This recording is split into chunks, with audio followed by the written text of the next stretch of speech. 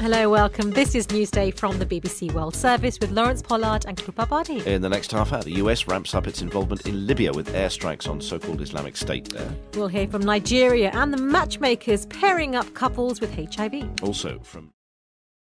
Ingrid Betancourt is a former Colombian presidential candidate. She was kidnapped by the FARC group back in 2002 and rescued almost 6.5 years later. She joins us now on the line from Paris. Welcome to the programme. First of all, you became a symbol of Colombia's brutal guerrilla war when you were held by FARC and all that you endured. What does this deal mean to you? Well, I have been very emotional about the deal. You mentioned the word victims there. During your time in captivity, you endured being chained, food shortages, malaria. You even tried to escape 3 times, including hiking through a rainforest for 6 days. And you've spoken about still feeling traumatized by your years in the jungle. Can you forgive and forget what happened to you personally?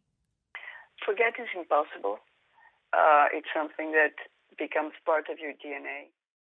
I'm joined now by Jacques Millard, opposition MP from the Republicans Party. Welcome to the programme, sir.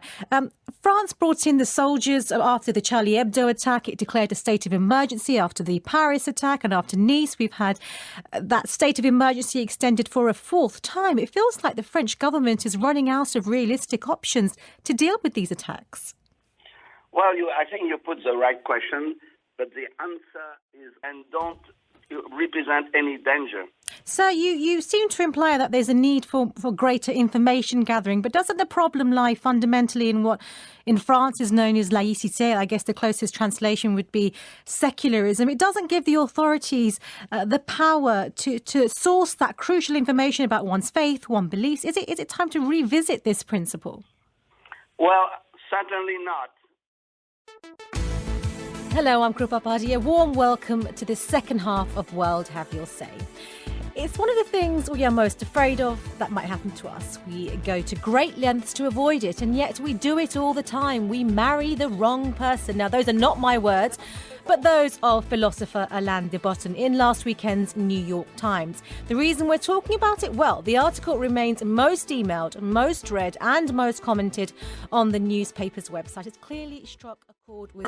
Marriage statistics in the West are quite low now. They're kind of lower than Britney Spears' bikini line. And I think it's women who are getting PMT, pre-monogamy. Can anyone shed any optimistic light our way in contrast to what we are hearing from Kathy there? Maybe Mr. Seth or Frederick?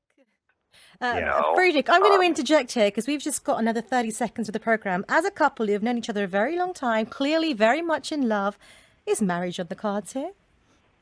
Oh, yeah. Oh, well, I would consider Go on, Friedrich. No pressure, Friedrich. This is. You're listening to Outside Source. We're live from the floor of the BBC newsroom here at London's new broadcasting house. Still another 15 minutes or so of Outside Source on the way. If you want to get in touch, we are live on Periscope. Click on the feed at BBC West. This half hour, and indeed the entire programme, we're keeping across developments with that 6.2 magnitude earthquake in central Italy. There are reports that tremors were felt as far as Rome to the south and Venice to the north, and one mayor says his town is completely under rubble. Pictures of the devastation in that town of Amatrice circulating on social media under the hashtag earthquake. Also